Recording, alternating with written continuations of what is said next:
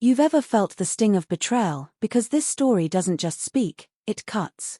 It started on an ordinary Friday night.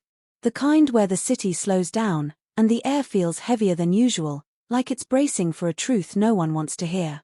The wind barely whispered against the window, and inside, the quiet was louder than ever.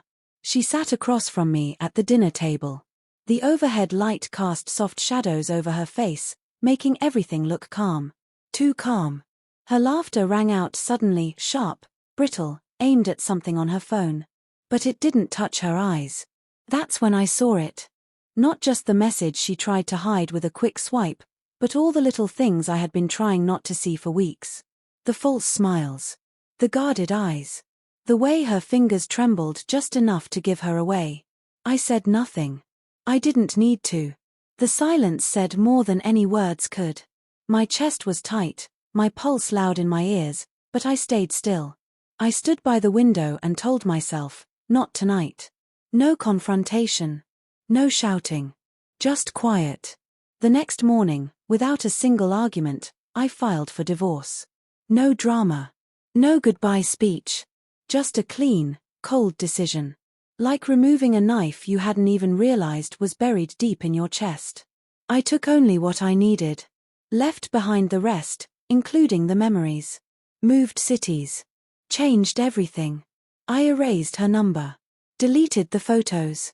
Wiped every digital trace like clearing a virus. And for the first time in a long time, I could breathe. There was no need to ask why. I had already seen the message. Last night was perfect. I can't wait to see you again. It was short, casual. But it said everything. No explanations needed. She had made her decision, and I made mine. The following weeks were brutal. The kind of empty that wakes you at 3 a.m., with your chest aching for something that's no longer there. I missed her in my sleep. Reached for her. But she had already left me long before I walked away. A year passed. Not a single word from her. And I didn't send any either. My life grew quieter, but more peaceful. I buried myself in work. Took long walks. Picked up the pieces of who I used to be before I started making excuses for someone who didn't value me. Eventually, the pain dulled. The memories faded. Her name stopped echoing in my head. She became someone I used to know, a closed chapter in a book I no longer needed to reread. Then, one evening, as the sun melted into the horizon, she appeared. Right outside my building. Still. Alone. Her voice was barely a whisper when she said, "Hey." I froze. She looked different. Not just tired, but smaller. Like life had taken something from her, something she couldn't get back. She told me she'd been looking for me. That she wanted to talk. And despite every part of me that said don't, I listened. We walked to a small cafe we used to visit. It didn't feel the same. Neither did she. Or me. She told me she made a mistake. That she thought she could have both the comfort of what we had, and the thrill of something new. But she lost everything. Lost me. Her voice trembled. Her hands shook. Tears welled up in her eyes.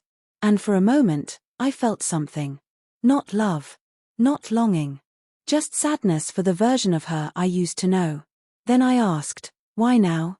She looked down. "Because what I chose didn't last. He wasn't you."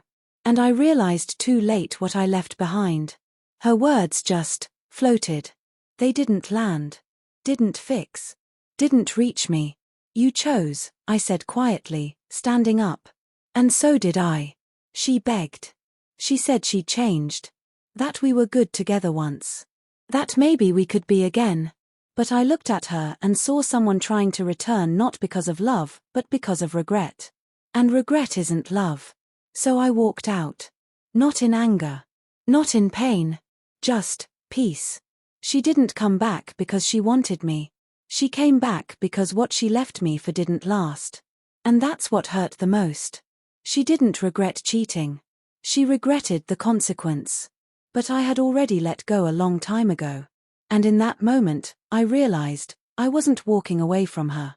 I was walking toward myself. And sometimes, that's what real forgiveness looks like, not giving it to them, but giving it to yourself. Because choosing yourself is how you finally begin to heal.